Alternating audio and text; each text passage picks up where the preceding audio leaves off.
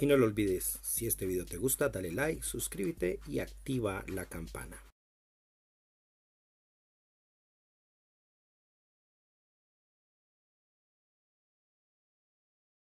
Bienvenidos aquí a los jueves temáticos de Paulo y sus mundos. Hoy vengo con el último tema de noviembre de este mes tan lluvioso aquí en la ciudad de Popayán y creo que en buena parte de Colombia. Pero un tema que viene hoy tal vez junto con esa agua que ha caído también a refrescarnos un poco, al menos simbólicamente, con todo el contenido que viene, que hoy voy a presentar y que es muy interesante, sobre todo porque es uno de los temas que digamos que en mi vida personal he tratado más bien recientemente, pero tenía un interés desde hace muchos años.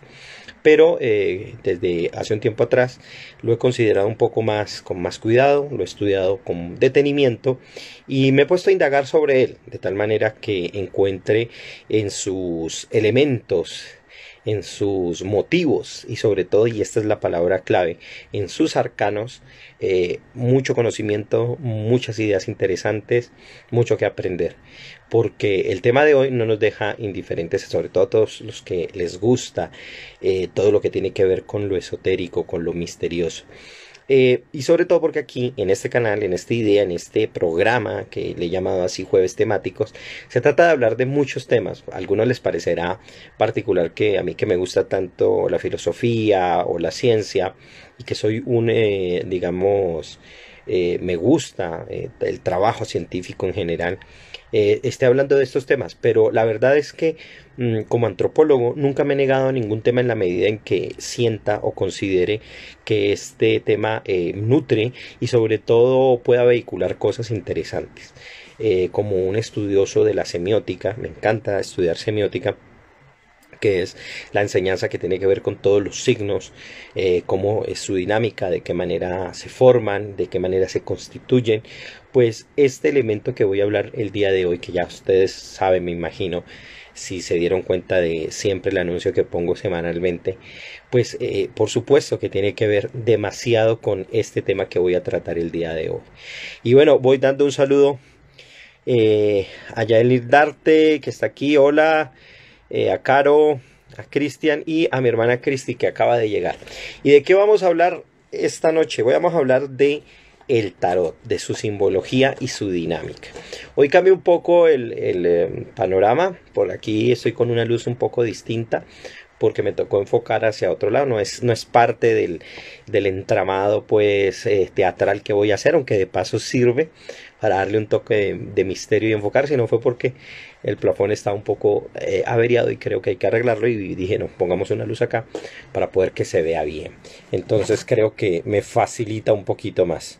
Bueno, hoy vamos a hablar del tarot, como se los dije, y voy a hacerlo a través de algo que yo hice de una manera muy personal para poder integrarme y encontrar un poco, es parte de ese trabajo, de lo que se ha considerado un trabajo sagrado, que durante generaciones a muchas personas les ha gustado, les ha impactado, le han temido, porque lo han considerado parte de los elementos de la brujería, de lo demoníaco, fue perseguido de hecho el tarot y también fue menospreciado de muchísimas maneras, pero hay algo muy interesante que no tiene que ver con el hecho de pseudocientífico y adivinatorio que comúnmente las personas le dan, que en realidad es para la que lastimosamente la mayoría de las personas lo buscan, y es que el tarot en realidad, y esto creo que quede así muy, muy claro, no se trata de un sistema adivinatorio. Yo creo que el que intenta adivinar ya en principio miente y miente por completo y tiene la intención necesariamente de estafar a una persona, de estafar a la persona que es crédula con esto.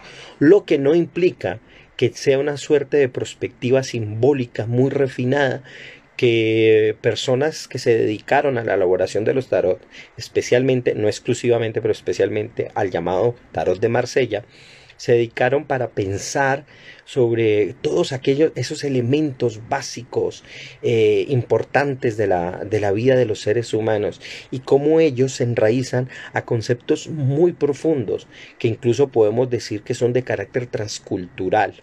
Y que han hecho parte pues de la vida de todas las personas y de todos los pueblos. Cuando yo me encuentro con el tarot, me encuentro de diferentes maneras. Uno de ellos es a través del reconocimiento pues de sus cartas cuando uno las veía en casas de los amigos, de gente conocida, y siempre indagando poco a poco, pero en la medida en que quería ahondar y conseguir un poco más información sobre ello, pues tuve que averiguar, buscar, indagar en libros, muchas veces para darme cuenta que no son no solo necesarios en sí, sino que como un mismo libro hay que llegar al mismo tarot antes de leer a otros libros. Yo personalmente soy de los que rechazo un poco esa idea, a veces académicamente, de hacer leer a un autor a través de otros autores. Porque sé que hay personas que dicen, lean a tal introductor, lean a tal autor, cuando en realidad no hay como leer a la propia obra de manera directa. No es tanto leer una introducción, por ejemplo, a la Biblia, sino leer la Biblia misma.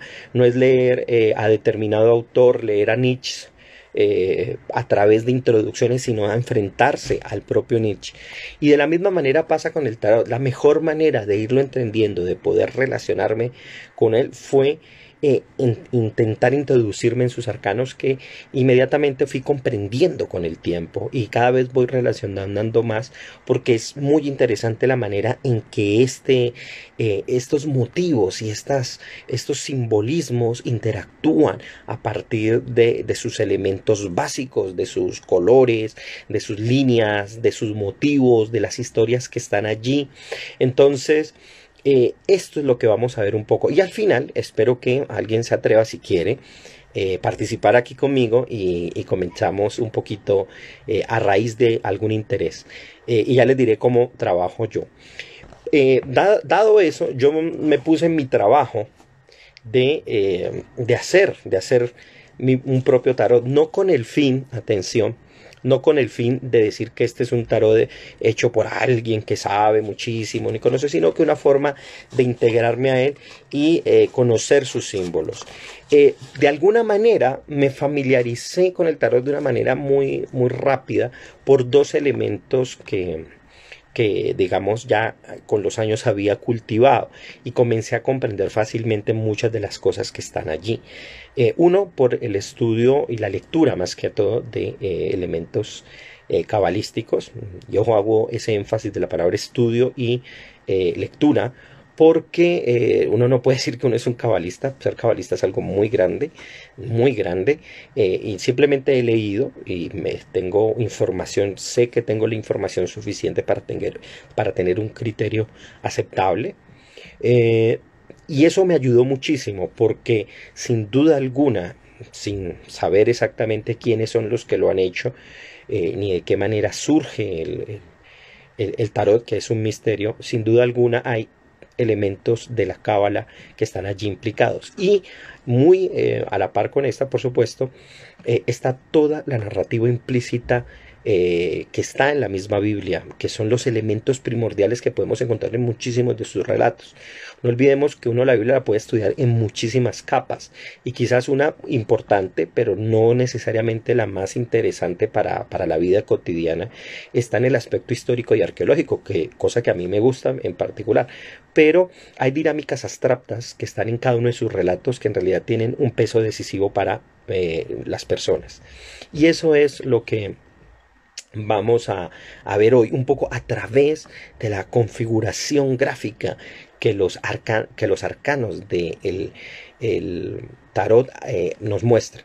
En ese sentido, yo, para relacionarme un poco mejor, comencé a trabajar desde hace ya un tiempo, en este año, unos meses al principio, comencé a trabajar en la elaboración de un propio tarot, que es en lo que voy a trabajar el día de hoy, porque me gusta, pues porque le di como ciertas características, no para personalizarlo, ni mucho menos, ni para decir que este es, digamos, la apoteosis dentro de los tarot, no, sino para poder ayudar a integrarme y tener memoria de lo que puedo yo hacer a través y conocer a través de estos símbolos. Sobre todo porque después les voy a comentar algunas de las opiniones que se tienen en torno a esto que yo estoy haciendo, hacerse su propio tarot, que hay opiniones encontradas al respecto. Pero también les comentaré por qué opté por esto. Pero bueno, hoy vamos a hablar y vamos a hacerlo a partir de los 22 arcanos que van desde el número 1, el mago, pero bueno, acá hay uno que se me está olvidando que siempre puede ir adelante o atrás, que es este personaje de aquí, que se llama popularmente el loco. Se le conoce como el loco, pero el nombre antiguo, al menos en el tarot de Marsella, era el Lemat, y era algo... Bueno, es algo que es muy difícil de traducir. Yo no sé francés y sé que es traducirlo como el loco es bastante extraño. Pero comienzan con el mago y terminan con el mismo loco, que puede ser también el primero. Y terminan con el arcano número 21, que es el mundo. Y lo interesante del tarot es que es una historia a partir de muchas imágenes, de personajes, de figuras zoomórficas, de figuras geométricas, que nos va a lanzar al camino, que nos va a lanzar a un proyecto, a una idea, que también podemos llegar a detener, que podemos encontrar, que podemos catapultar también a partir de ellas hacia las expectativas que nosotros tenemos de nuestro momento, de nuestro entorno, de lo que podemos nosotros intentar intuitivamente comprender. Porque eso es lo más interesante del tarot, y es que es una forma de adentrarse en la realidad de una manera intuitiva a partir de elementos muy bien seleccionados que todos podemos llegar a comprender, porque en ese momento, en esa instancia, cuando acudimos a la carta para poder indagar un poco, es lo que estamos siendo. Por eso la lectura del tarot no es tanto un asunto de magia, no es un asunto de adivinar, que como ya lo dije al inicio, es una de las cosas más pueriles y menos necesarias para acudir al tarot, sino que es una manera de nosotros profundizar sobre algunos esquemas mentales que nosotros mismos tenemos y que muchas veces no sabemos cómo exteriorizarlos y presentarlos de una manera narrativa, porque tal vez tenemos nosotros la cobardía de decirnos a nosotros mismos, de poder decirlo de manera directa. Entonces, un instrumento simbólico como esto es bastante llamativo, y por eso a mí personalmente me llama la atención, me gusta y me parece interesante. En ese sentido, pues a esto lo hice, yo no soy muy diestro en las cosas, pero le hice hasta su casita y le puse todo en hebreo. Aquí le puse Califei Tarot, las cartas o la baraja del tarot, con 22 arcana Hagadola, o sea, los 22 grandes arcanos, y le hice otra cajita ya particular dentro de esta, donde le puse un texto que está, ustedes lo van a, yo pues aquí lo veo invertido, pero es un texto que está en hebreo, y lo tomé de un libro apócrifo que me gusta mucho, que es muy popular, ahora que ya sé que mucha gente pues puede acudir a él en internet. Yo hace muchísimos años, antes del internet, lo tenía por ahí porque tenía la suerte de haberlo leído. Y cuando recordé un pasaje, porque lo estaba volviendo a estudiar, encontré algo que me recordó muchísimo al tarot y un poco la idea que hay de fondo detrás de él, y por eso se lo puse aquí para recordarme siempre estas palabras, cuya traducción básicamente quiere decir: después de esto vi todos los misterios de los cielos y cómo el reino estaba dividido y cómo las acciones de los seres humanos son pesadas en la balanza. Este pasaje del libro apócrifo de Enoch me sirvió como una suerte de leyenda que yo pongo allí para recordar que a través de estas imágenes uno se recuerda los procesos de de juicio que existen. Y quiero ser enfático con la palabra juicio porque nosotros tenemos una muy mala idea de ella y no tiene nada que ver con nuestros pésimos sistemas judiciales, sino que tiene que ver con el constante autoexamen que la creación misma procesa y constantemente desarrolla para poder evaluar, por decirlo de algún modo, sus entidades, las cosas que crea. Y lo que nos narra este libro apócrifo es que efectivamente desde el reino celestial, es decir, desde la forma en que se controla toda la realidad, siempre se está gestando de manera o a través de ciertos misterios esas acciones humanas, que es una suerte de telón de fondo, como decir que hay detrás de esta tramoya del teatro del mundo, como lo hablé en su momento cuando comenté sobre si vivimos o no en una simulación. Pues algo así pasa aquí, y digamos que cuando uno ve los 22 arcanos del tarot, uno se encuentra con los misterios. La palabra misterio es exactamente o es un sinónimo de la palabra arcano, que quiere decir algo misterioso, algo que no se conoce, algo que está refundido y que tiene que encontrarse, pero que forman las bases, que forman los elementos primordiales del pensamiento. Bueno, voy a saludar a María Oliveros, que llega por acá, a Marco Chávez, Aleja 569 y Anata Haskell. Y un saludo enorme. No se olviden que hacia el final, luego de que hablar un poquitico del tarot, el que se quiera arriesgar, alza la manito, se hace una pregunta, no me la dice porque a mí no me gusta trabajar con la pregunta antes, y entra a sesión, me pide a sesión y compartimos un poco sobre el tarot, si les parece, si quieren. El que diga que sí, por favor, me lo hace conocer, y si no quieren porque les da pena o alguna cosa, no importa, ahí vemos cómo hacemos, o esperan para después en otra sesión. Pero bueno, el tarot ha pasado por muchos momentos, y esto es importante entenderlo porque nosotros, y aquí sobre todo, no quiero yo en este caso intentar decir esta es la lectura del tarot, esta es la manera que hay que hacerlo, y esto es para hacer adivinar y adivinarle el futuro a nadie. Yo aquí nadie le voy a decir si se va a ganar o no la lotería, porque en últimas ya se han ganado algo, han ganado la vida, han ganado el existir. Y aunque hay veces es difícil, lo importante es saber es cómo sobrellevarlo. Más bien, el tarot nos va a dar indicaciones de qué puedo yo hacer, qué elementos tengo yo para poder sobrevivir y mejorar esas condiciones. Entonces, pero bueno, pues quiero un poco ilustrar en la medida en que es posible. Ya me está diciendo Nata que sí, y Caro también. Bueno, vamos a ver, para que ahorita al final vamos a hacer una lectura interesante. Me encanta porque es un juego, es para divertirse. El tarot lo he visto y no es una cuestión de entristecerse ni de pensar de que algo nefasto me va a aparecer, simplemente porque la carta a la que generalmente todo el mundo le tiene miedo, que es la número 13, la carta de sin nombre, pero que todo el mundo conoce como la muerte. Entonces todo el mundo piensa, me salió, me va a morir. No, no se trata de eso. Sino de entender realmente qué está pasando allí a partir de un símbolo tan importante como es.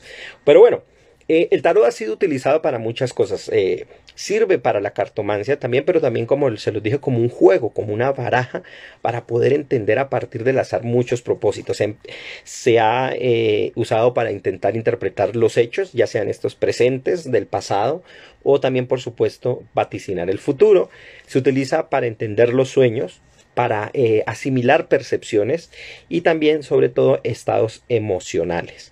Y ha sido desde, digamos, el siglo XV, cuando comienza a aparecer una baraja a través de, que todavía existe el día de hoy, que es la baraja Visconti, y que se la conserva todavía aún la Universidad de Yale, que es una de las primeras barajas.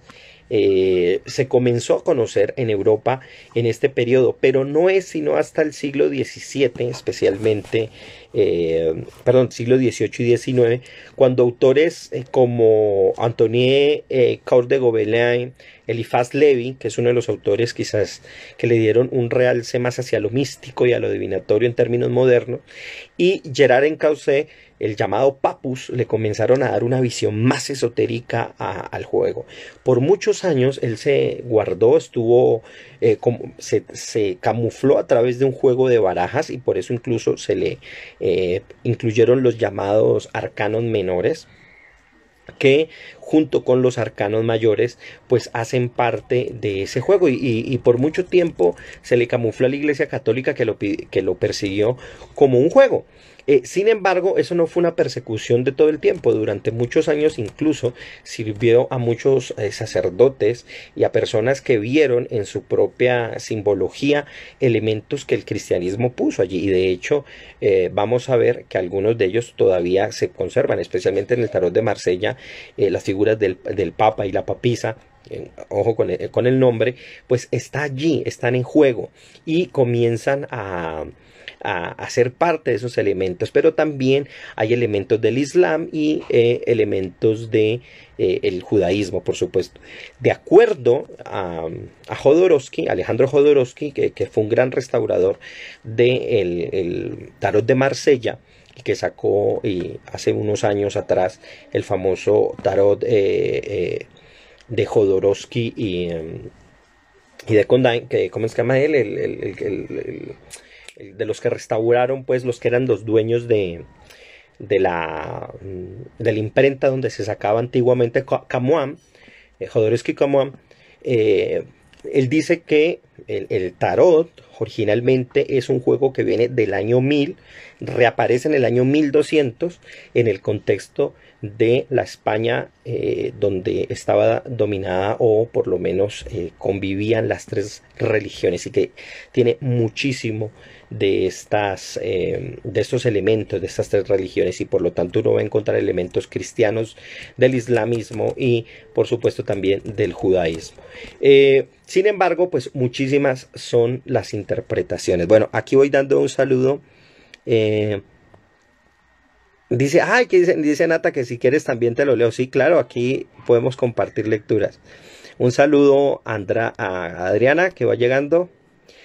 Adri, te estoy mandando el saludo y no llega. Y a Selene. Hola Selene, hace rato no te veía por acá. Bueno, el caso es que, hablando de esto, hay muchos momentos y muchas etapas del tarot, ¿no? Y se han hecho lecturas filosóficas, sociales, poéticas, astronómicas, y hay una muy interesante que es la del carácter heráldico, ¿no? Todo lo que quiere decir las estructuras de los diseños de los escudos, de todo lo que tenía que ver con las familias, quienes estaban representados allí, las historias que hay detrás de los personajes que tal vez inspiraron estas cartas, ¿no? Estos, digamos, como algunos de los elementos básicos que vamos a ver. Como les decía, el tarot está dividido básicamente en los 22 arcanos mayores y en 56 cartas, que son las llamadas arcanos menores, que se dividen a su vez en cuatro palos, las bajas o las falsas, que son numeradas por el as, y a esto se le suma los honores o las figuras, que son los personajes de la corte, ¿no? Solían ser la sota, el rey, la reina y el caballo o el caballero.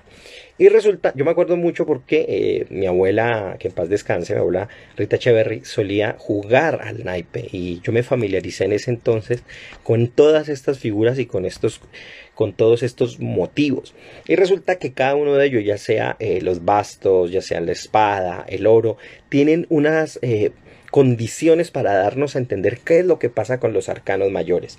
Digamos que en la lectura, cuando se utilizan todas las cartas, los arcanos mayores son como su nombre lo indica, son los que indican lo general, lo grande, los procesos amplios, pero los arcanos menores son muy importantes porque me ayudan a escalar hacia ellos y a entender con mis condiciones elementales, condiciones físicas, cómo yo me puedo acercar hacia esos grandes procesos, a esos procesos a los que yo estoy llevando, que quiero ir.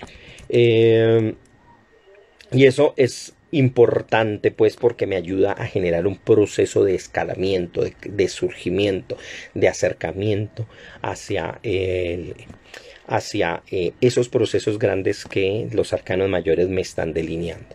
Entonces, bueno, vamos a comentarles también aquí para darme a entender que así como hay un aspecto de lectura filosófico que se ha querido indagar en él, también hay por supuesto modelos de cómo debe leerse el tarot.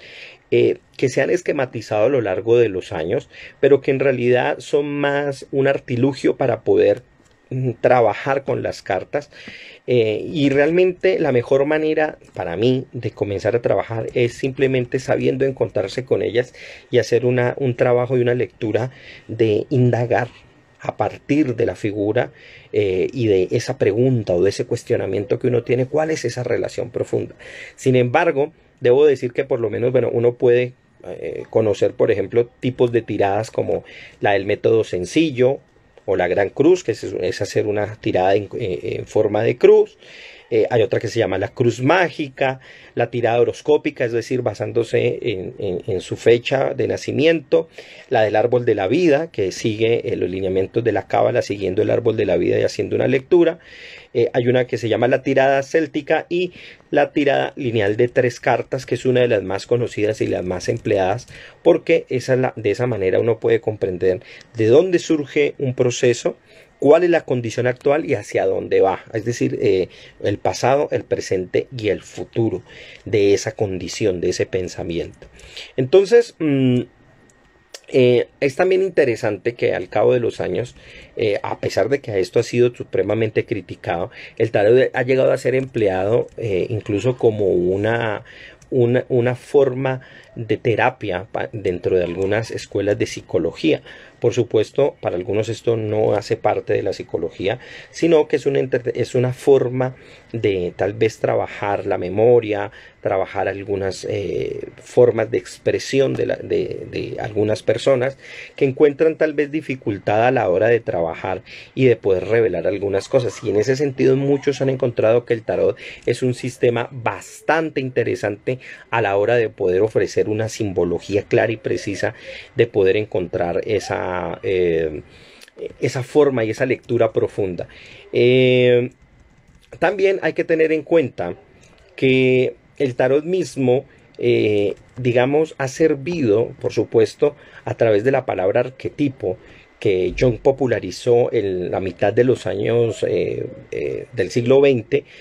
Al popularizar esta palabra, muchos, pues por supuesto, lo relacionaron con los arquetipos del tarot, y muchos compaginaron tanto el trabajo psicológico de Jung con el tarot. Sin embargo, esto no es algo que hizo el mismo autor, sino que lo hicieron sus discípulos, y lo compaginaron en una serie de artículos y de libros que quisieron hacer una relación, pero en realidad Jung no trabajó con el tarot como tal. Sin embargo, no obstante, por todo el trabajo que él hizo en torno a los arquetipos, por supuesto, es una lectura muy recomendable para poder ayudarse a dar una lectura muy profunda. Ahora bien, en el tarot, en cada una de las cartas, nosotros vamos a encontrar por lo menos 5 condiciones así básicas, estructurales, que hay allí.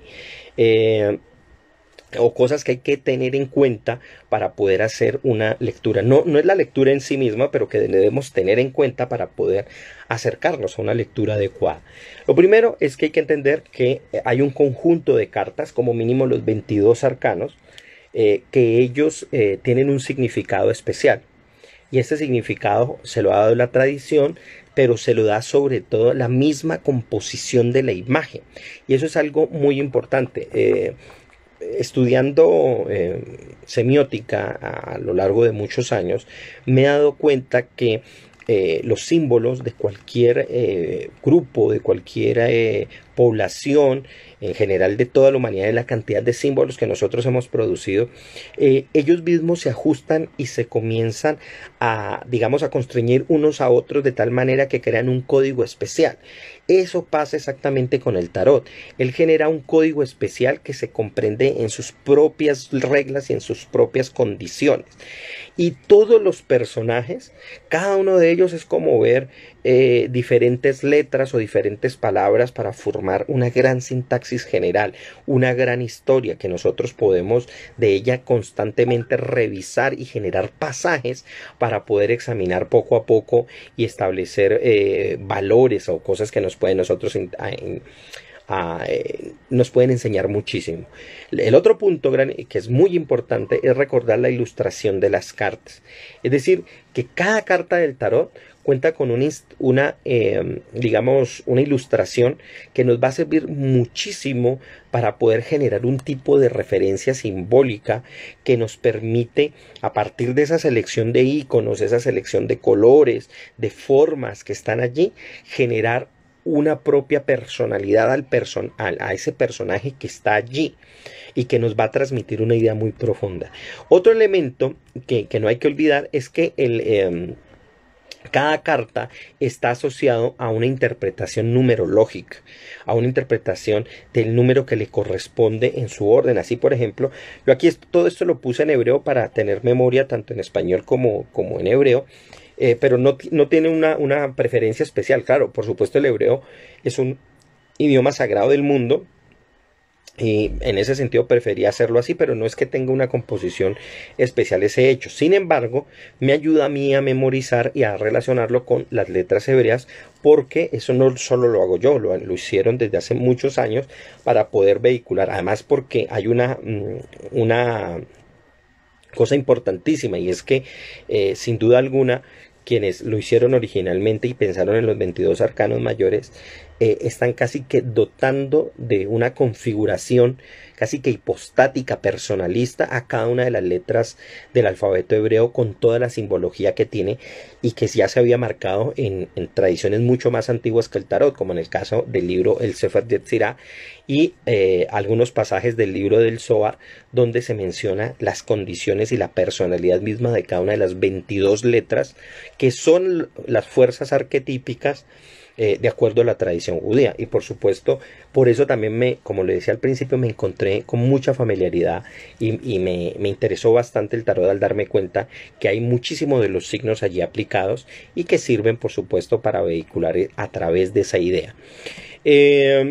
Hay otra cosa entonces, aparte de eso básico en la interpretación numerológica, de ese valor que hay, tenemos que tener en cuenta las categorías, digamos, básicas en las que se divide el tarot, ¿no? Es decir, están los arcanos mayores, están los menores, pero dentro de esos también hay unos elementos básicos, o como se deben dividir, que tienen que ver con los elementos, con la vida, con el amor, con los sentimientos, con lo material, con lo económico, y cómo esto genera una dinámica. Es decir, cada personaje no solo tiene su personalidad, no solo tiene su forma de ser, sino además que tiene un entorno el cual él domina, el cual él trabaja, con el cual él comienza a funcionar en el mundo, así como cualquier persona tiene ciertas capacidades. Entonces no es lo mismo, por ejemplo, el emperador, no es lo mismo la función del emperador en su puesto, allí sentado con una espada, por ejemplo, la del colgado, que tiene una imagen totalmente distinta y su disposición y su condición de ser es totalmente otra. Allí hay otro relato, allí hay otra historia y sobre todo otra forma de ser y de pensar ante el mundo.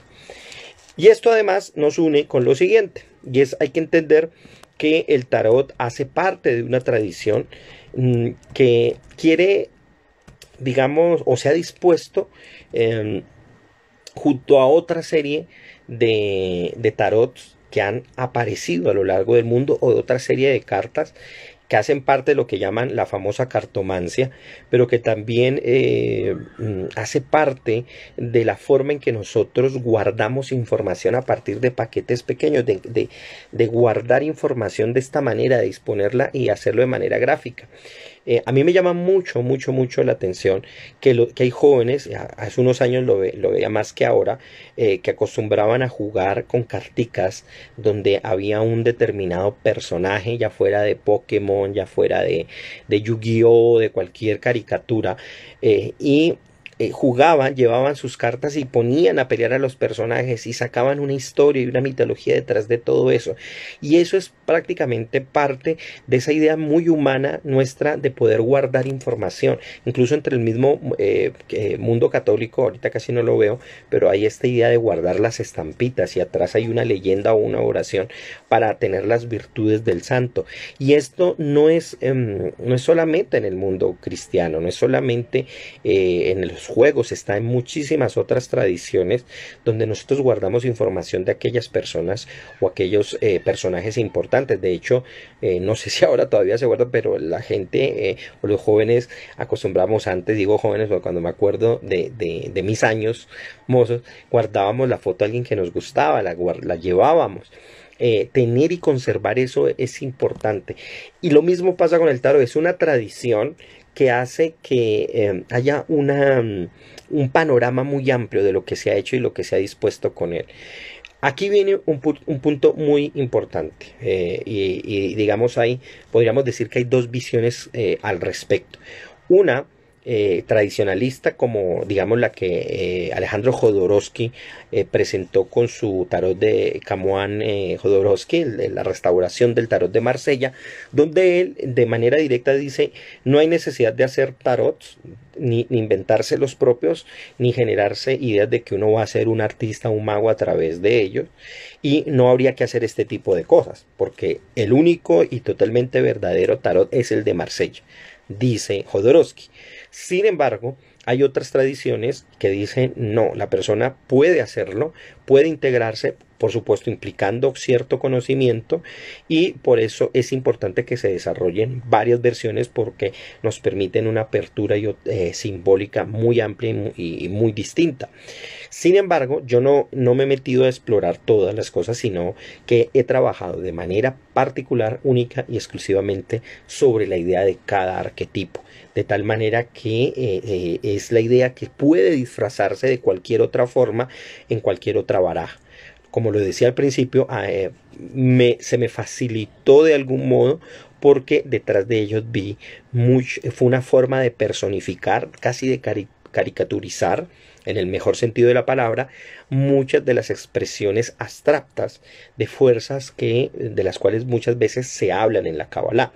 Entonces, de esa manera me era fácil entender de qué manera opera el tarot. Bueno, entonces eso de manera general. Vamos a ir a la segunda parte de lo que vamos a ver hoy y es vamos a ir poco a poco en cada uno de los arcanos para que los tengamos en cuenta, ¿ya? De tal manera que podamos nosotros saber a qué nos sumamos a la hora de poder ir por esta historia, ir por todo esto. Como yo les decía, uno puede ir por el tarot a partir de todas sus imágenes, narrando una historia que nos va a decir a partir de ciertos personajes toda una serie de relatos que incluso pueden cambiar y variar. Hagan de cuenta que es como una gran cómic donde yo puedo tomar, un cómic normal viene con una historia con cierto orden, pero aquí este es un cómic que yo puedo poner y superponer y trabajar de distinto modo y me va a dar una historia siempre distinta porque los personajes están allí. Yo recuerdo que cuando yo estaba pequeño a mí me encantaba cuando yo no conseguía un juguete, por ejemplo, porque era difícil o no lo vendían, yo no tenía ningún problema en coger revistas, digamos este es un cómic y yo recortaba el personaje, lo pegaba en una cartulina y comenzaba a jugar con él y yo no le veía problema que no fuera un muñeco tridimensional o por lo menos completo como un juguete. Para mí eso tenía esa función y me ayudaba muchísimo digamos a solventar esa ausencia de ese muñeco que yo podía obtener con otro personaje. Algo muy similar yo sentía con el tarot, es como tener personajes en juego y decir, bueno, yo ando aquí con la figura del mago, pero este mago no es simplemente un mago que está en la mesa allí, sino que en el fondo es un personaje que me ayuda a resolver ciertos procesos o ciertas cosas que yo debería comenzar a emplear y utilizar en determinadas circunstancias. Y así comencé como a entender e integrarme.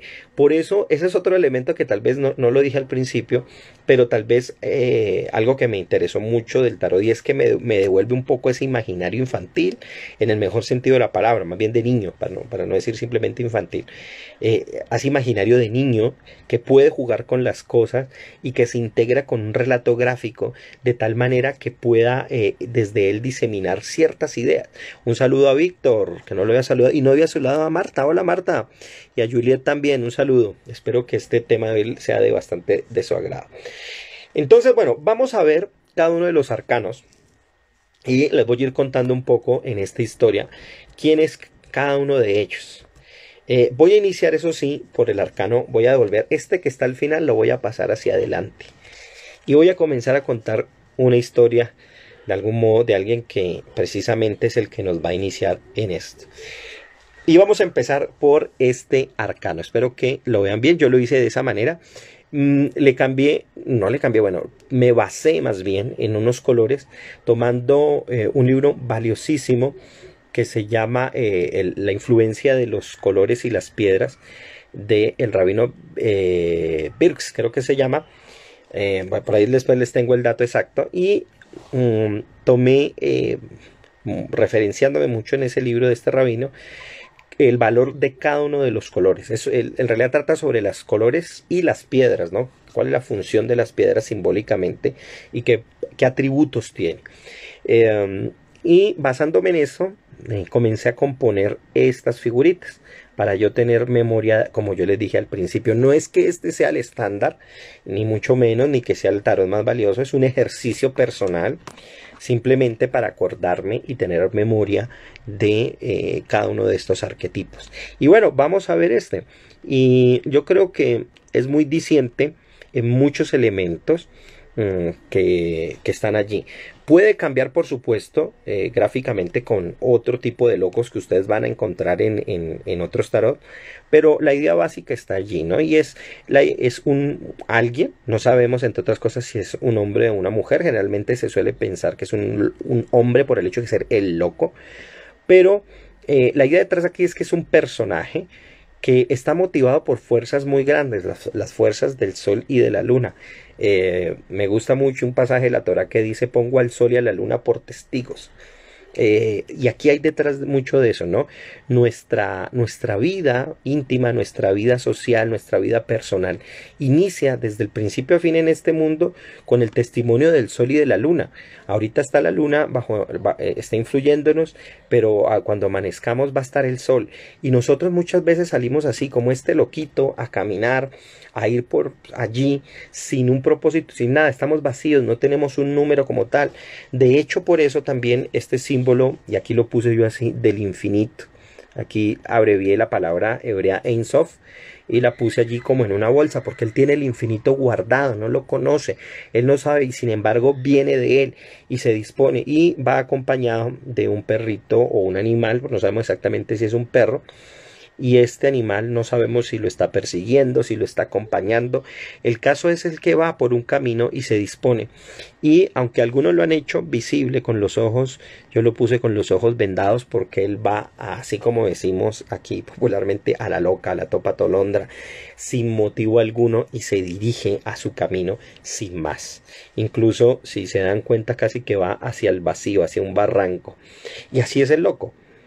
Y esa fuerza es importante, ¿no? Porque allá hay detrás de eso una fuerza de niño, de ingenuo, de simple, pero también está la idea o la tarea de probar algo nuevo, de estar siempre en un trabajo y en un juego, en algo lúdico.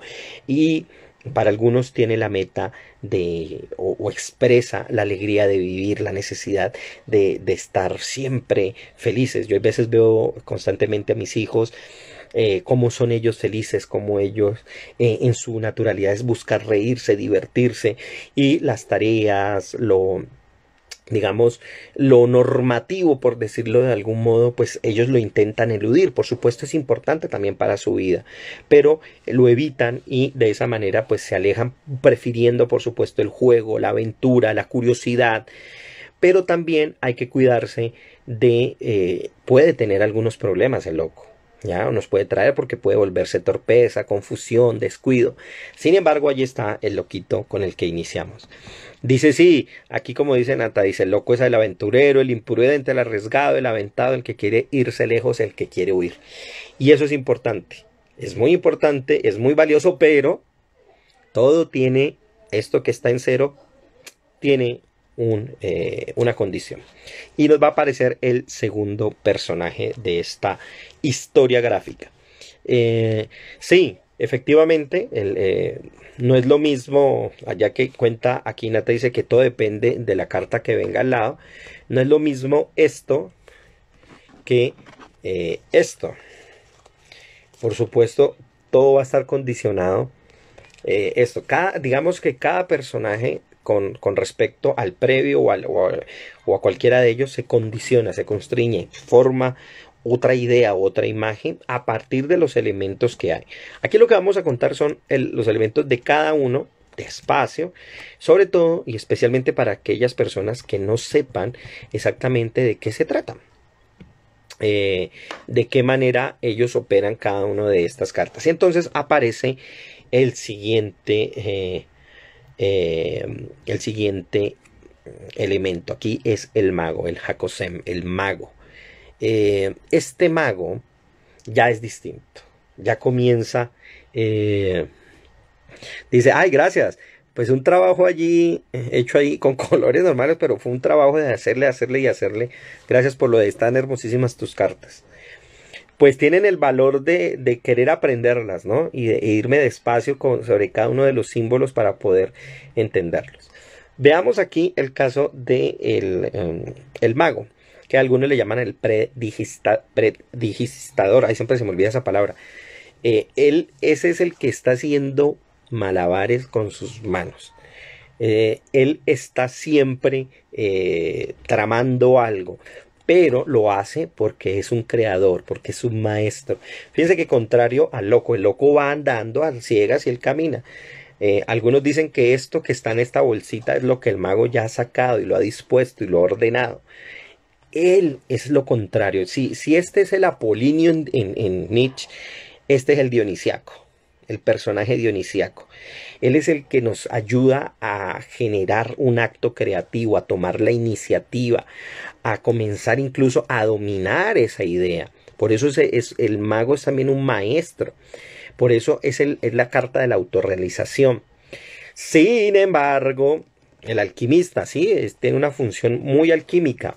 De hecho, aquí hay bastantes elementos en la mesa de transformaciones, la espada y la copa, el receptáculo y digamos la fuerza de imponer algo, están allí sobre la mesa, pero también está esa vara que él alza, que es su acción, que es su fuerza, y que él, a contrario aquí al loquito que la tiene así atravesada y como un poco desparpajado el hombre, aquí ya hay una dirección, hay un trabajo claro sobre esta carta. Pero lo interesante es que aquí en el tarot de Marsella se ve como un sombrero, pero lo interesante aquí es que él lleva el infinito sobre su cabeza. Y es que el mago ya tiene la fuerza total del infinito dispuesta sobre él. Y él hace que todo eso funcione a través de él y comience a tener una importancia. Sin embargo, como todas las cartas, como toda persona tiene su temperamento. Hay veces a mí me preguntan, a mí me encantan mucho los animalitos, los perros, los gatos, todos los animales. Pero como todo ser vivo, yo a veces les digo a la gente, a mí ese perro me cae gordo. O ese gato me cae mal. Y me dicen, ¿pero por qué? Si es un animal. Y digo, no, porque tienen personalidad. Cada perro tiene su forma de ser. Cada cosa que tiene una entidad tiene unas características y una personalidad. Si bien esto es creatividad, si bien esto es una maestría, también puede volverse megalomanía, también puede volverse una suerte de fantasía de creer que uno lo sabe todo. Y por supuesto eso nos puede llevar a falsificar las cosas. Dice aquí Nata, dice el mago, creatividad, la carta de los que aman lo que hacen, claridad en los quehaceres, ideas, más ideas llevadas a la realidad. Exactamente, tiene todas esas facultades. Entonces, bueno, este es el otro personaje que ya tiene su mesita, él está más quieto, está en su puesto. Pero vamos a ver aquí a un poco más quietud, pero una quietud muy distinta porque se nos va a transformar. Aquí hay dos personajes, uno el primero aparentemente un hombre y este también sí claramente un hombre, pero va a aparecer el primer personaje claramente femenino y es esta, aquí le puse yo Hakeunet, la sacerdotisa, pero que en su nombre en el tarot de Marsella es la papisa. Y eso es un elemento interesante porque hay una leyenda en medieval sobre la papisa Juana, que fue aparentemente una mujer que se hizo pasar por papa y que tal vez haya servido como leyenda para fundar o darle esta caracterización en el tarot de Marsella. Entonces aquí vemos a la sacerdotisa. Aquí, a diferencia pues de otros tarot, le incluye algunos elementos del judaísmo, como el libro se lo cambió por un rollo de Torá, y ella está con una menorá en su pecho para dar a simbolizar que ella tiene la fuerza y la luz espiritual que le ayuda a controlar y a ver todas las cosas. Y hay un elemento importante aquí y es esta luna que está bajo sus pies, un elemento que aparece en muchísimas de las figuras antiguas para hablar de la figura llamada la reina de los cielos, que incluso en el catolicismo aparece, pero la diferencia aquí es que es una mujer que está controlando, está mirando desde su posición hacia la derecha, tiene su mirada inclinada hacia allá, claramente hacia una de estas columnas que son en toda la simbología templaria. Son las dos grandes columnas llamadas Boaz y Joaquín, las grandes columnas que se utilizaron en el templo de Salomón. Y acá le he puesto un manto violeta para indicar la condensación de toda esa fuerza espiritual y toda esa visión que ella es capaz de tener. Ella está sentada sobre un trono y este trono, bueno, hay una cantidad de signos ahí que le incluí. Aquí por ejemplo están el piso ajedrezado, que lo hice en varios de estos motivos, y el punto es que ella, la reina de los cielos, este arquetipo de ella tiene que ver mucho con la capacidad de la paciencia, la capacidad de aguardar todo el momento adecuado, la capacidad de ser receptiva. También tiene que ver mucho y una de sus metas principales es esa certeza intuitiva, es ese poder interno nuestro que tenemos, que nos ayuda a tener sueños, que nos ayuda a generar intuiciones correctas, que nos permiten sentirnos inspirados de tal manera que seamos certeros con nuestra visión. Muchas veces, precisamente, cosas como el mago, personajes como el mago necesitan de este personaje para poder que eso que es un artificio, que tal vez yo trabaje, tenga alma, tenga espíritu, pueda tener no simplemente se queden en la mesa, sino que yo ya lo pueda dirigir, que sepa también respetar la tradición, ¿ya? Y que sepa indagar en ella, de tal manera que pueda de algún modo servir a los demás. Sin embargo, como yo lo cuento aquí, también al conocer todo esto, el tener estas dos fuerzas sobre sí, al estar en su trono, puede ser un personaje que con todo ese peso pues dude mucho, haga una huida de la realidad y por supuesto también genere un proceso de indecisión o indica esos procesos de indecisión. Pero ahí está este hermoso personaje de la sacerdotisa que vamos a ver tiene su pareja después del siguiente personaje femenino. Un saludo a Diego. Y el siguiente personaje femenino es contrario, entre comillas, yo diría que es la forma, es la transposición material de este aspecto metafísico que está allí en la sacerdotisa, y es la emperatriz. Dice Nata, la sacerdotisa, si bien tiene fuerza y poderes, contrariedad, a veces sí, a veces no, la duda, claro. Caprichosa, es la antesala para llegar a ser la emperatriz. Exactamente. La emperatriz, y ahorita les voy a contar una parte interesante entre un cuadrante que se arma aquí. La emperatriz ya es una madre, pero una madre ya es nutricia, es naturaleza, ya es la fuerza del mundo. Si ven, yo hice esta con los cuernitos de la luna hacia arriba, porque esa materialidad está mirando hacia lo espiritual. En este caso es la materialidad misma en operación o en función de la misma materia, ¿ya? Es decir, es la creatividad, pero más no como el mago, que es alguien que opera, sino en el sentido de la fuerza vital, del operativo, del crecimiento.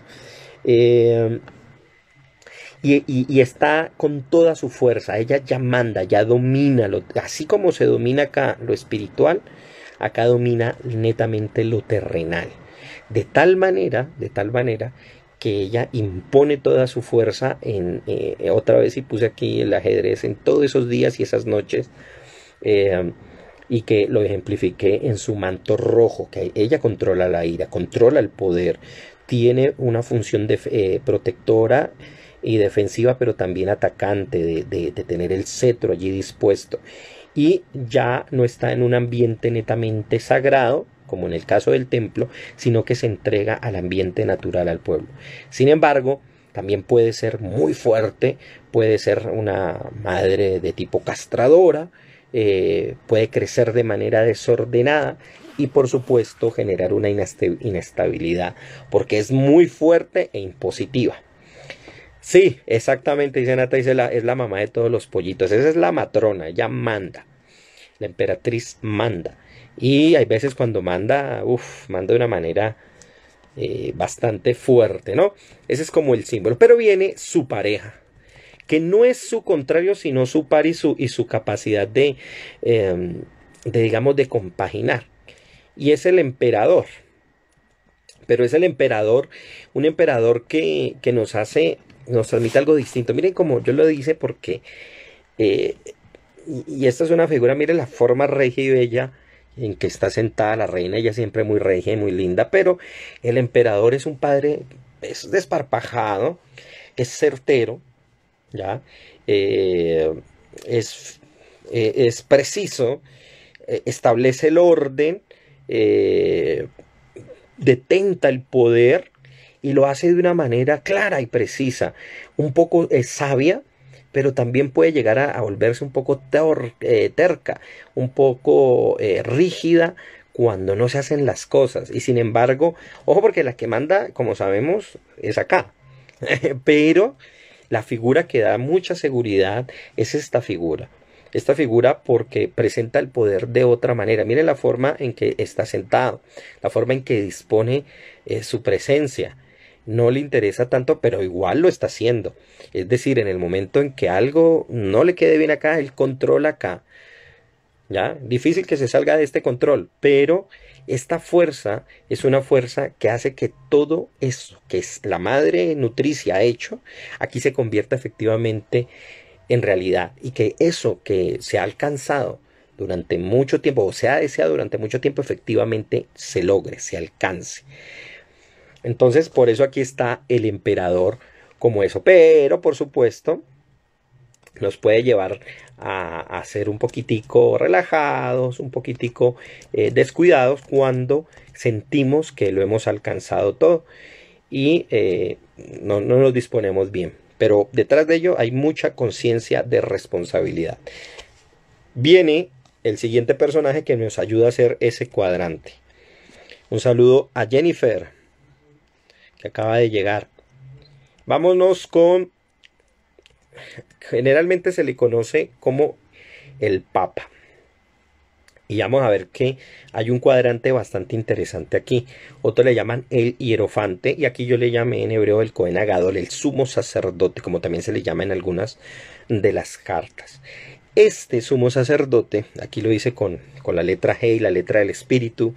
Le cambié la cruz por un símbolo más adecuado a la tradición judaica, con 3 etapas de las escrituras, la Torá, los escritos y los profetas, que él lleva sobre su mano, pero ya rígidamente, no en la aspiración interna como hace el espíritu profundo que tiene la sacerdotisa, sino ya expresándola de manera regia y aplicada.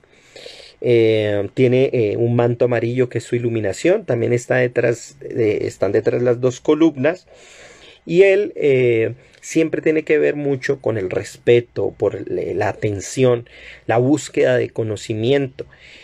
también está detrás y busca y aspira a buscar la quintesencia de las cosas, el significado profundo.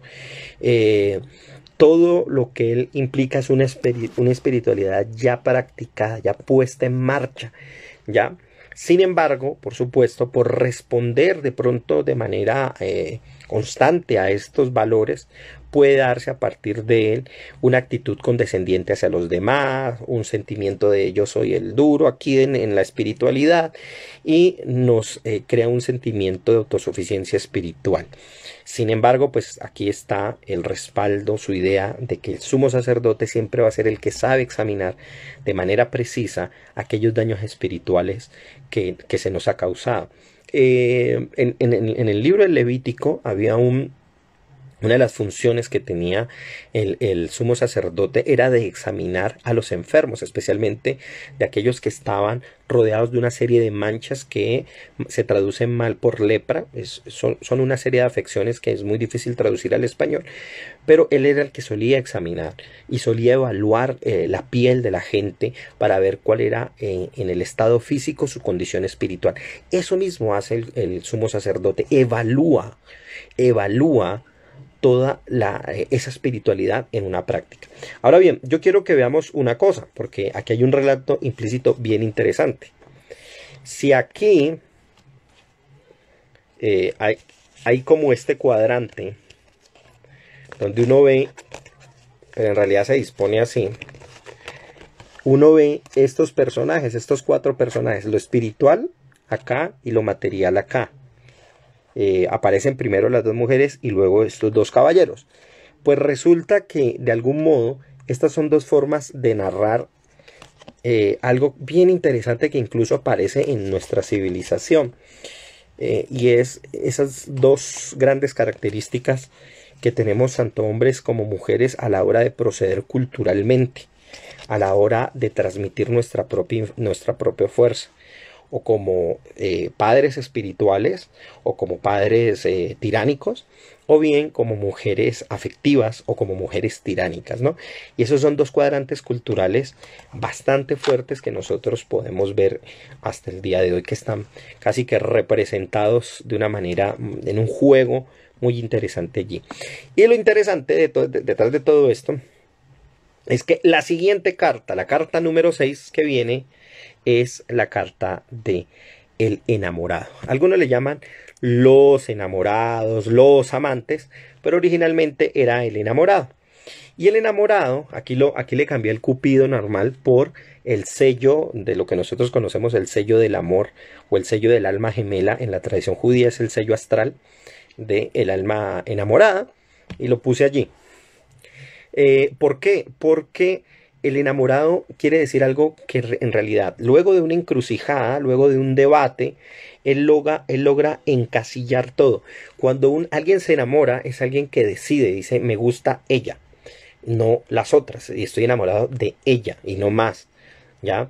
El enamorado, si ya el cerebro ya se sabe y se ha estudiado, yo podría decir que es el embobado, es alguien que cuando tenemos una idea muy clara, nos tomamos esa idea y generamos lealtad, tomamos una decisión muy libre, pero también caracterizada por una fuerza irrestricta de seguir eso, ¿ya?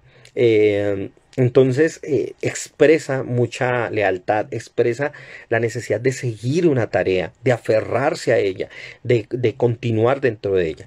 Sin embargo, es decir, en últimas es una expresión clara de nuestros sentimientos y de nuestras emociones. Sin embargo, puede llevar a una efusividad cansona, a un entusiasmo que para muchos puede pasar como exagerado. Y esta es una carta que no solamente tiene que ver con el amor romántico, sino con el amor que nosotros generamos hacia cualquier tipo de cosa a la que estamos entregados. Bueno, sigamos entonces. Pero este enamorado, mire que está quieto y está acompañado de 2 mujeres. Y va a comenzar a moverse, y se va a mover a través de la 7ª carta, que es la carta de el carro o el carruaje, Merkabah, le llamé allí. Y aquí ya vamos a otra cosa. Si aquí ya nos pusimos Hay una serie de contradicciones en tensión que ya al menos se unen, acá ya están domadas, pero están domadas a partir del movimiento, de volver a adentrarse en algo, de experimentar las cosas de una manera totalmente distinta. Es, por decirlo así, un loco, pero ya con un proceso desarrollado. Un loco que va en su propio carruaje y que va comenzando a manejar sus fuerzas internas, exteriorizándolas de una manera adecuada. Y ya es el que puede salir al mundo, generar nuevas hazañas, moverse, vehicular muchísimas fuerzas internas y ponerlas a disposición de un proyecto. Entonces, en ese sentido, es optimismo, es deseo en acción, es la necesidad de sentir que su conciencia misma está avanzando y siente control sobre eso. Entonces, esa es la carta del carro. Viene la octava carta y si ya es otro personaje masculino, ahorita vuelve y aparece otro personaje femenino y es la llamada justicia. Esta justicia que mira de manera directa y es férrea y que no, yo le hice así como mirando con sus armas, con su balanza, y que no está dispuesta, es gentil, pero también tiene en su cuello la fuerza y la energía necesaria y está dispuesta a poner en práctica todos los niveles de la ley, de todas las etapas del conocimiento natural, ¿no? Aquí por eso le puse seis niveles que son como los 6 días. Y ella es la que comprende cómo se desarrolla el mundo, cómo generar juicios inteligentes, pero haciéndolo a través de un juicio equilibrado, de una actitud valiente. Implica responsabilidad, objetividad y sobre todo unas percepciones muy claras para tomar decisiones. Sin embargo, como el riesgo que existe en ella es que se pueda caer en una actitud prejuiciosa, en juicios presuntuosos, en una suerte de astucia que no va a cuento y por supuesto puede generar un sentido de autosatisfacción por creer que se conoce todo. Y allí está la justicia sentada pues en su trono de lista a evaluar todos los procesos y todas las cosas de una manera clara. Sin embargo, ahí ella está defendida por toda esta suerte de decisiones inteligentes que es capaz de tomar. Y viene otro personaje masculino, pero ya no es joven. Vamos a ver uno muy interesante y un saludo a Jennifer Paula López que acaba de llegar. Viene otro personaje y es el de el ermitaño. El Hanatzir le puse allí en hebreo. Y el ermitaño ya es el anciano sabio, está retirado. El ermitaño es alguien que se retira a un lugar y que no tiene contacto con el mundo. ¿Y eso para qué? Para significar toda la concentración interior, el autoconocimiento, la protección que es necesaria a veces de condiciones externas y la claridad de nuestro propio espacio interior, la necesidad de guardarse. ¿Cuál es su problema? ¿Cuál es lo que puede llegar a generar en su visión riesgosa de esta carta? Es que se vuelve excéntrico, que se vuelve extraño y amargado a los demás, porque se recluye en su propio saber y esta luz que sirve para iluminarse su camino, lo sirva tal vez para llevarse ese conocimiento, que debería él, por supuesto, expandir. Y ahí viene otro elemento. Son las 9:12. Miren cómo ha pasado el tiempo de rápido y todavía quedan bastantes cartas. Voy a intentar hacerlo para poder pasar al tercer momento de una breve lectura. Y es la siguiente. Es el de la rueda de la fortuna. Sí, la necesidad de conectar con el ser. Sí, con ese ser profundo que hay veces nos olvidamos. Y en esta época sobre todo, que todo lo tenemos que contar.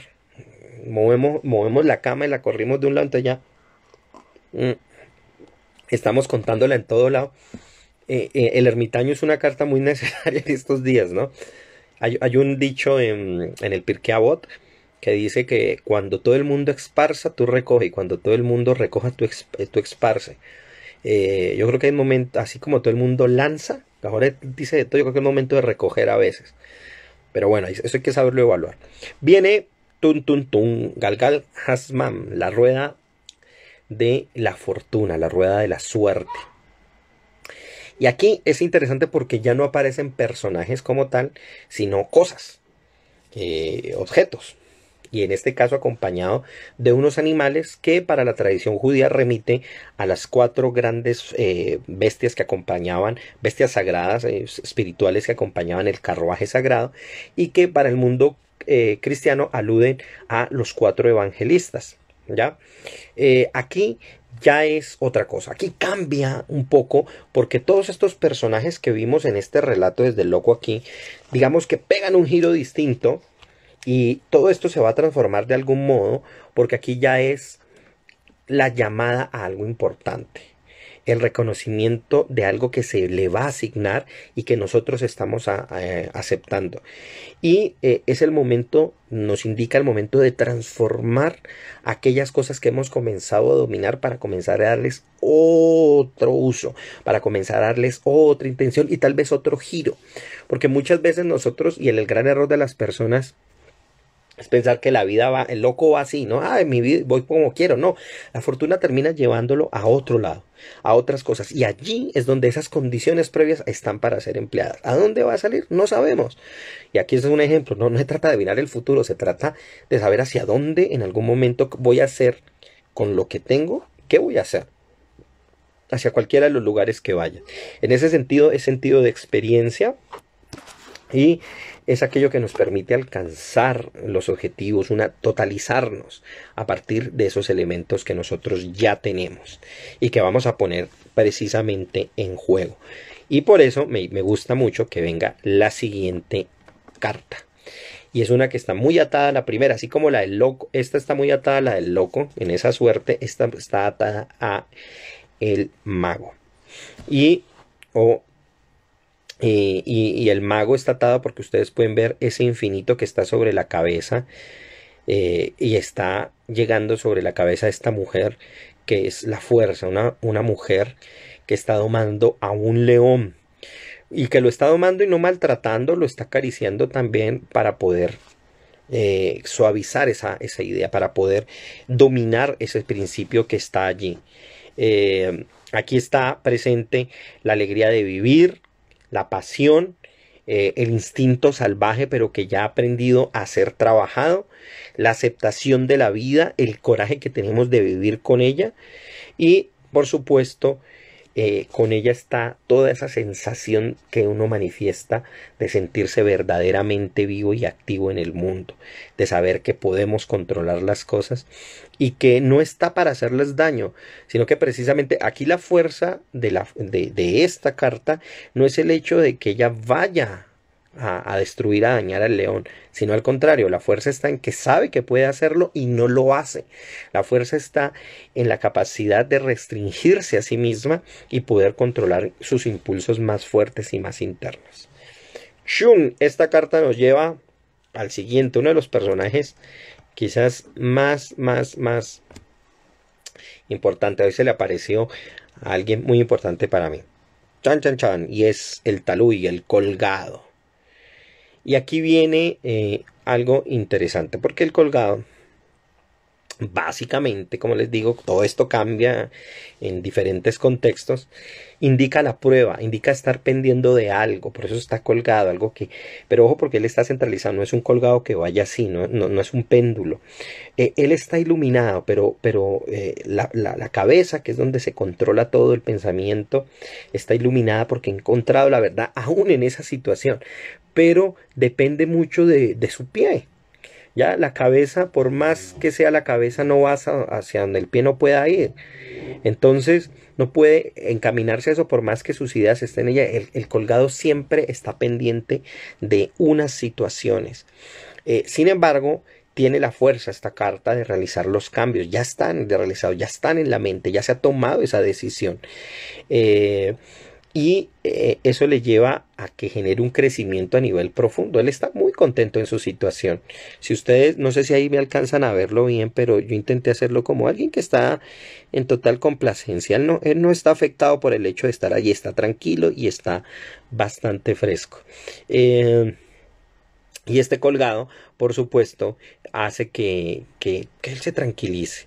En ese sentido, pues puede quedarse allí para siempre y puede volverse casi que alguien que alcanza la pereza o una satisfacción allí en esa suerte de círculo vicioso en su vida, y por eso puede sentirse estancado, pero a la vez también es el punto donde él va a encontrar la capacidad de generar un cambio y una inflexión en su vida, que ya ha decidido y que ha tomado, pero que puede seguir allí si no se decide hacer un cambio, y el cambio viene radicalmente sí o sí, con la famosa carta de, le llamé aquí Lelor Shem, sin nombre, y así es el nombre original.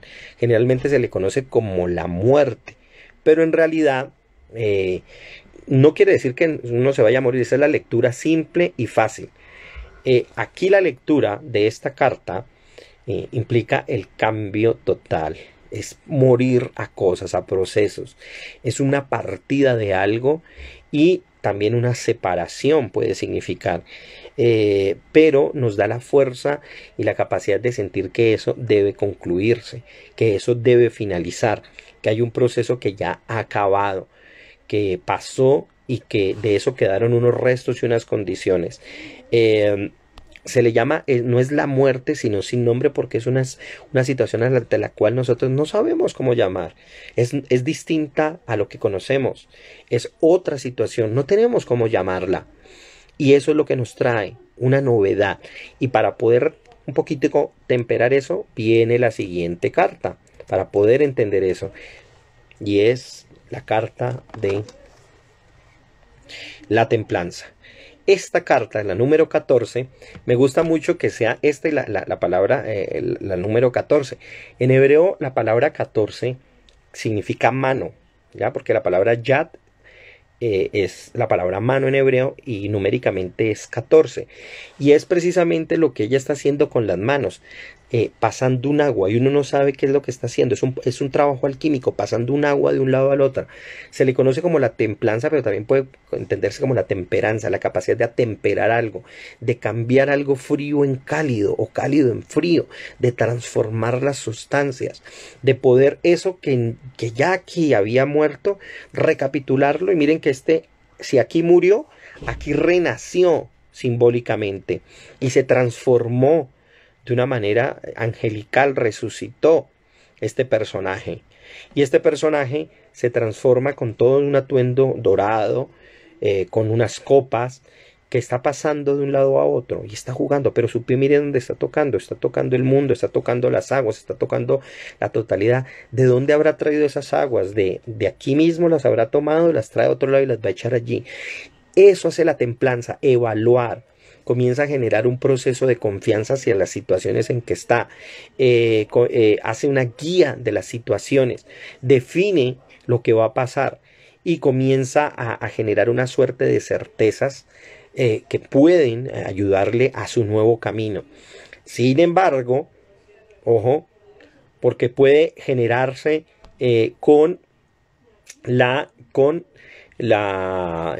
puede generarse una confianza y una suerte de falsas aspiraciones que pueden llevarle al contraste que viene inmediatamente. Si este es un ángel, en el judaísmo podríamos llamarle la inclinación del bien, nos puede aparecer el siguiente personaje, ¿ya?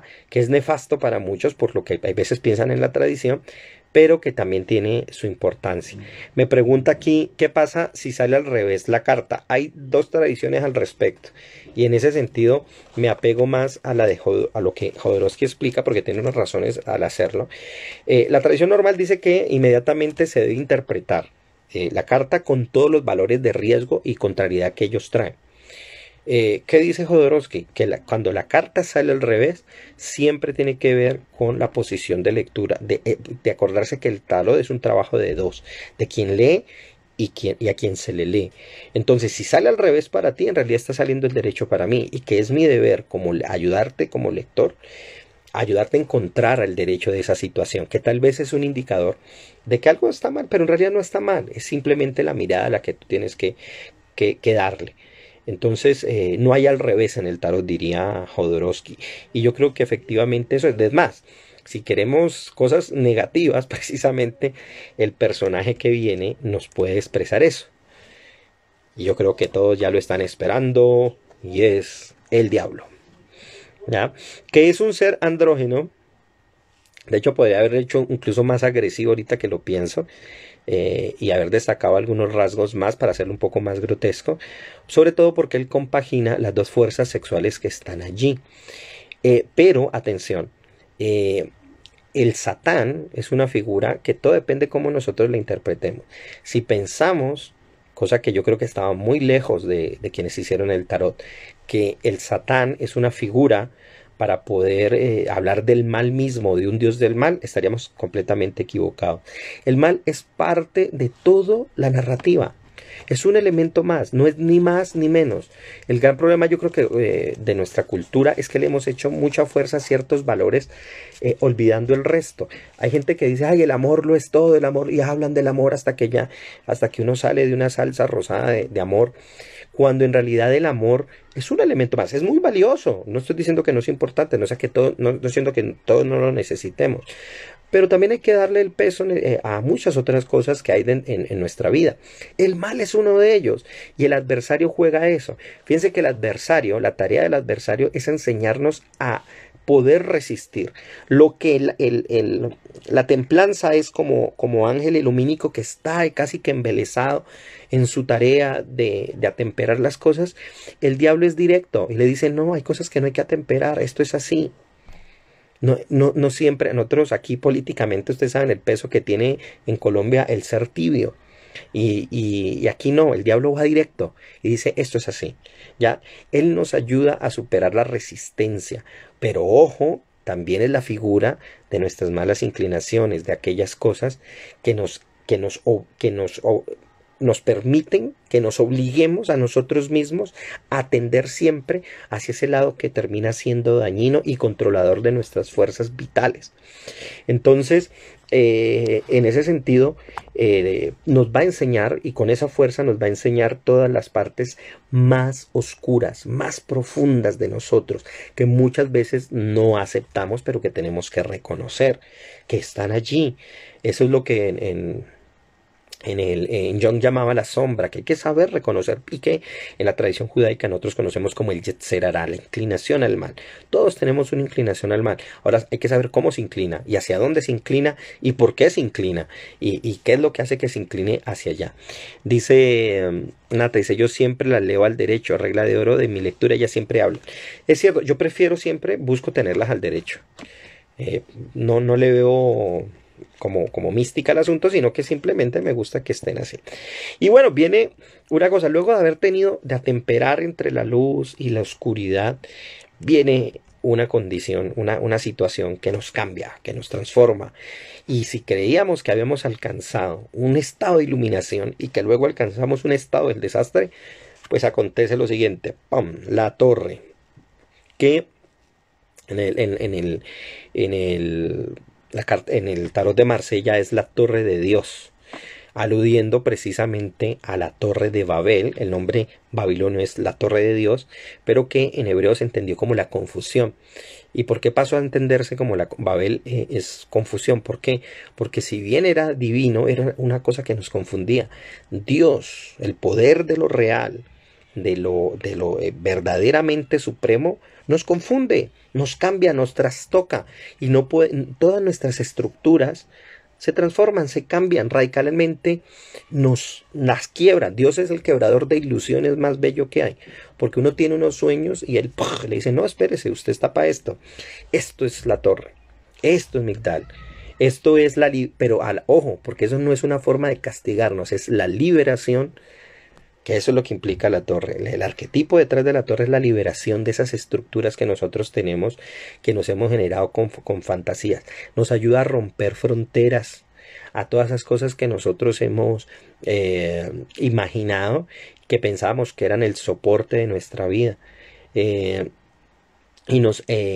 que sobre todo habíamos generado una suerte de seguridad. Nos crea inseguridad para liberarnos de esa suerte de imágenes, de torres que nosotros habíamos construido. En la narrativa de la Torre de Babel, Cuando Dios castiga, en realidad libera, porque la historia cuenta que ellos iban a erigir esa torre, iban a quedar encapsulados en ella, iban a quedarse sin conocer el mundo. ¿Y cómo los castiga Dios? Confundiendo las lenguas, y que obliga a dispersarse. En la dispersión, la gente aprende a conocerse, aprende a relacionarse, aprende a unirse, aprende a irse a otras partes del mundo, a conocer otras áreas y a no reunirse solamente en un lado para pensar una y una única cosa. ¿Ya? Entonces cambió la estructura, cambió el modelo y a la vez nos liberó de una idea falsa que estábamos erigiendo. Entonces no lo veamos como estos dos personajes ahí cayéndose y ¡ay, el gran desastre! Por eso puse yo un ojito allí de iluminación y un rayo que viene del cielo. Bueno, el rayo sí es típico, pero ese ojo me pareció apropiado porque inmediatamente uno está iluminado. Y ¡rum! Eso nos transforma. No sé si ese rum les gusta o les molesta. Si es molesto, díganlo. Yo intento ser gracioso aquí para que no nos vamos a dormir. No se han dormido, ¿no? Nos llega la estrella. ¿Ya? Y la estrella es un personaje interesante porque es una mujer desnuda, muy guapa, que está allí muy tranquila en un campo y está recogiendo agua, o lanzando agua, perdón, y la trae. ¿Y qué es lo que trae? Ella trae sabiduría. Ella va muy tranquila, va desnuda por el campo, va con tranquilidad, es previsora y anuncia lo que viene precisamente, pero a partir de tener comprensión de eso. No es adivinar, se trata de ver el futuro no adivinando, no echando suertes simplemente, sino teniendo la capacidad y la certeza de que estamos en un camino certero, de que eso que estamos adoptando lo hacemos con sabiduría. Entonces que podemos confiar y que podemos estar tranquilos. Y eso es lo que significa, ella va tranquila por el mundo y va guiada por aquello, el propósito para el que está. Sin embargo, eso nos puede llevar, es tan confiada que puede volverse exageradamente despreocupada. Y ese es como el aspecto de riesgo que puede llegar a tener. Pero de resto, en general es una carta que siempre logra su propósito en ese sentido. Y aquí vienen las astrales, ya estamos cerca del final. Y viene el de la luna. Y la luna ya es, por supuesto, una suerte de forma en que se apacigua la luz. El esplendor que viene va a ser apaciguado aquí.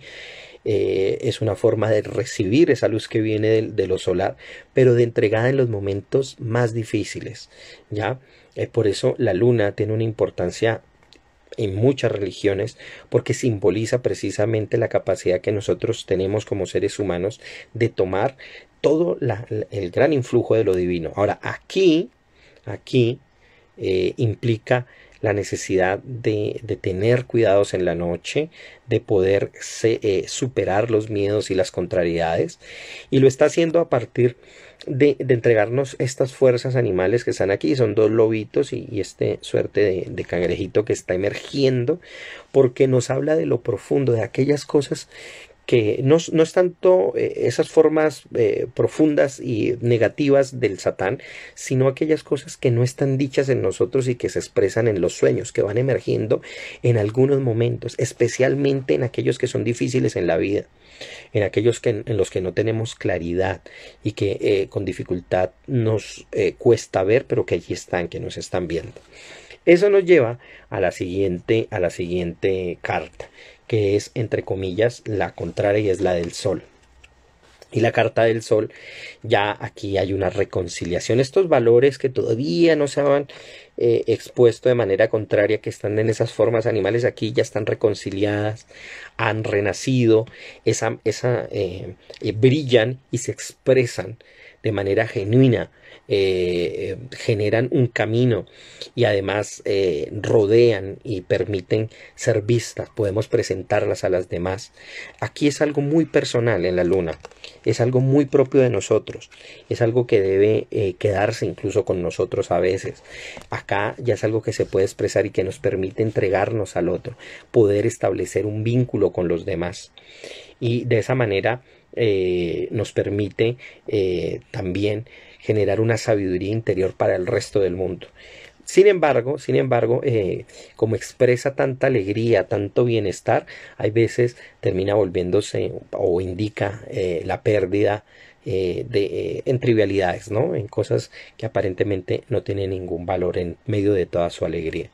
Eso nos lleva también allá la penúltima de las cartas, y es una carta bien interesante, y es la del juicio, ¿ya?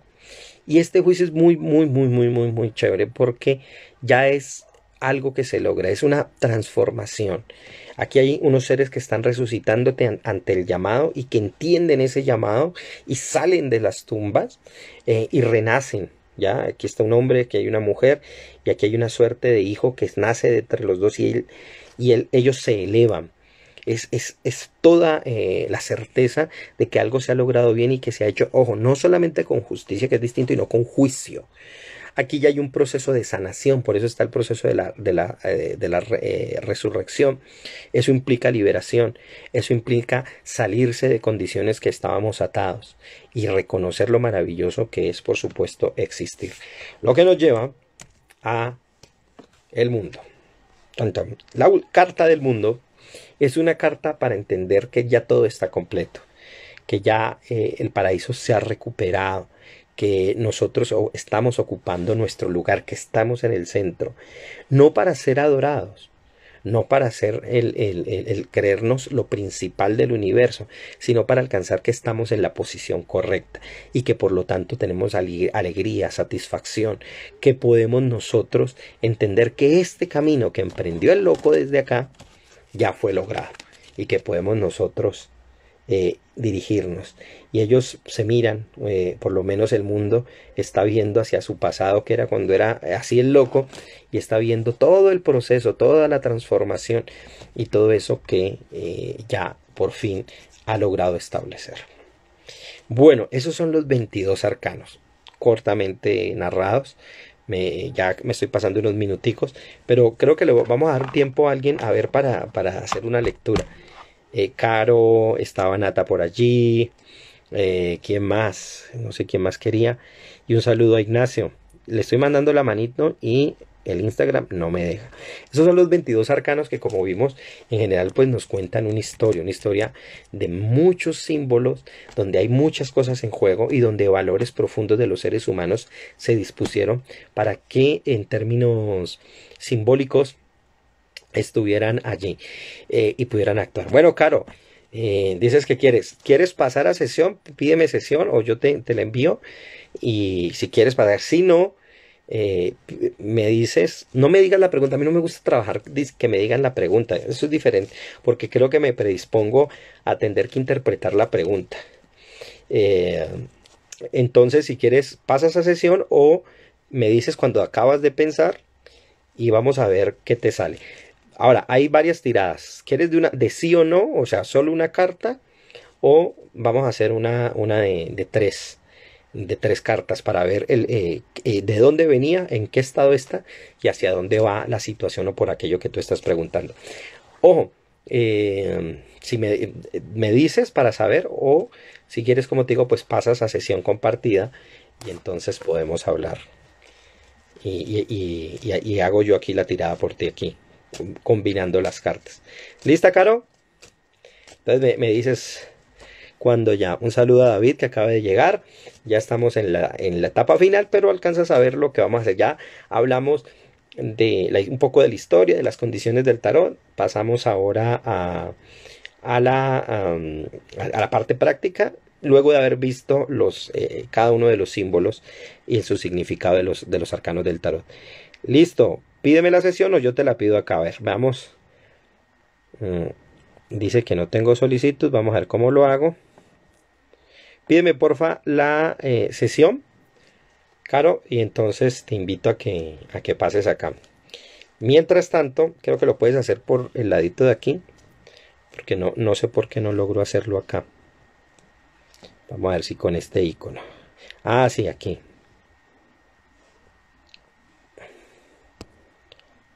Listo, te voy a invitar, Caro, para que pases. Ahí te mandé la invitación. Listo.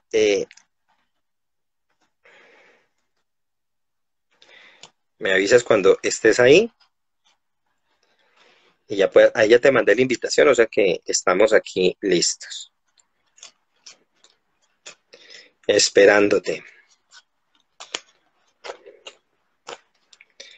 ¿No te ha llegado? Bueno, mientras tanto, les voy comentando. Mm, listo, Carlos, estabas adaptando aquí ya. Bueno, Por- presento a Carolina. Carolina es compañera mía de trabajo, trabajamos en la FUB y presentamos un tiempo las teleclases en unidad, ¿no? Sí, fue muy chévere. Fue muy chévere hablar y era bien chévere ese formato y más o menos aquí estamos haciendo algo. Bueno, no me preguntes, a mí casi no me gusta que me hagas la pregunta, No, igual no sino lo que voy a vamos a hacer hacerla. público. Sí, exacto, no se trata de eso, tú nomás me dices que sí o no. Vale, Y vamos a hacer de una sola carta o de tres cartas, una para saber sí o no, o tres cartas para saber el proceso. No, esto no es de adivinar, es un juego de situaciones. Tres cartas, listo. Entonces, vamos a ver. Yo siempre le hago aquí por 7. Me gusta el 7 por todo lo que significa. Entonces, voy mezclando una, dos, tres, cuatro, cinco, seis y 7. Voy a sacar, me dices, lo único que vas a escoger es tú diciéndome ya. ya, Va, una. Listo. ya, Dos. A ver, hagámosle así. ¿Cuándo? ya. Listo. Vamos a ver. A voltearlas primero para mí. Bueno, la primera que salió. Salieron en este orden, ¿no? Para que lo vean acá. En este orden, siendo esta la primera, la del medio y el loco, ¿no? Listo. Lo primero, hay un aspecto que viene desde atrás que se ha guardado, que no está esclarecido, pero porque no se ha querido hacer evidente. Y sin embargo está allí en juego y está diciendo mucho y quiere salir. Y lo interesante es que va a salir, y va a salir porque está saliendo a través de una transformación muy radical que está pasando en tu vida, me imagino, de una situación personal, no sé de se trate, pero se va a transformar renovando muchísimas cosas. Es decir, esto que está aquí, esta luna, nos está indicando algo muy profundo que está emergiendo y que se está disponiendo a generar una transformación que sí o sí se va a dar. Y se va a dar y se está dando a partir de encontrar cosas que se están cambiando y que están muriendo de muchas maneras, en el sentido, como ya lo expliqué en la sesión, de regenerarse, pero encontrar una nueva limpieza de su piel, de su vida, de hacer, digamos, cambios radicales para, ojo porque aquí esta carta, una situación que nos va a llevar a algo bien, que viene tal vez de algo no muy claro, de algo que no está muy esclarecido, pero que en últimas estás trabajando y que estás comenzando a generar. Ahora, lo interesante es que para poder cambiar esa piel, tiene que cambiarse hacia esto. Y es un poco esa situación de tal vez de falta de claridad, de poder tener certeza sobre eso, transformarla en una aventura, en algo que necesariamente tienes que salir a emprender ya o ya, ¿ya? Porque esto es el llamado, es decir, váyase, como decimos nosotros, a la loca, o sea, váyase a decirle sí, a tomar el riesgo, a decir, no quedarse en esto, ay, pero si pierdo, ay, pero si me va mal, ay, pero si ya no me va a salir, esto nunca va a fructificar. Pues acá le está diciendo la vida y le está diciendo otra vez, como ese perrito, le diciendo, hágale, ¿qué importa? Usted ya lo tenía acá soñado, usted ya lo tenía definido, pero lo está ocultando, lo tenía guardado. Si eso, si esa idea no muere, si esa idea de tenerla guardada no se cambia, no se va a poder llegar a esto, a esa transformación de salir, es decir, no más, y salgo. Se acabó lo que estaba pasando y voy a iniciar un camino totalmente distinto, de, de valorar las cosas de nuevo, de mirar la vida de otra manera y de emprender ese camino. Ahora, lo interesante y que me gusta muchísimo es que el sol donde está en cada una de las cartas, ¿no? Aquí está el mediodía, y acá está, perdona, aquí está hacia el final, hacia el ocaso, y aquí está al mediodía en su esplendor. Mientras que acá, precisamente, la carta de la luna está el sol también, pero está oculto. ¿Ya? O sea, la luna, la luz de, todos sabemos que la luz de la luna es la luz del sol. Entonces, este sol, esto no va a aparecer, lo que está profundo ocultándose aquí, no va a aparecer y no va a estar en su pináculo si no pasa por todo esto. Ok. Entonces, lo que sea que preguntes, la única forma que hay es dándole esa transformación y esa renovación hacia esa aventura. Míralo como una aventura. Y una aventura, ojo, que según lo que veo, no es que partas de cero, no es que partas simplemente, o sea, no es el loco andando, sino que ya hay un trabajo, Ujú. y hay algo que está ligado muy profundamente, y hay muchos elementos allí que tú tienes al partir de eso. Ah, genial. ¿No? Muchas gracias.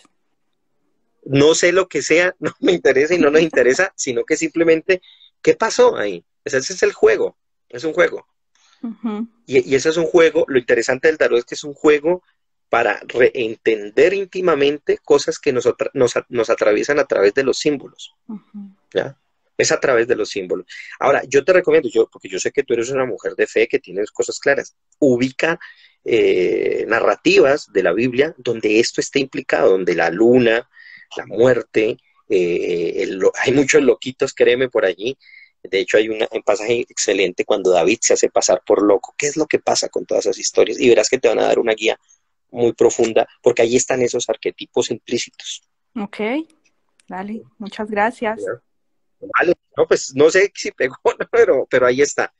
Lo valioso es jugar a que los acontecimientos se atraviesen con símbolos. No se trata de ciencia, no se trata de magia, se trata simplemente de Ok. indagar a partir de estos elementos en juego. Te agradezco, Caro, un saludo No, enorme. a ti, genial. Muchísimas gracias Vale, y aprendí eso. mucho. No sabía nada del tarot, siempre me ha llamado la atención, pero fue muy ilustrativo todo lo que nos presentaste. Bueno, Muchas gracias.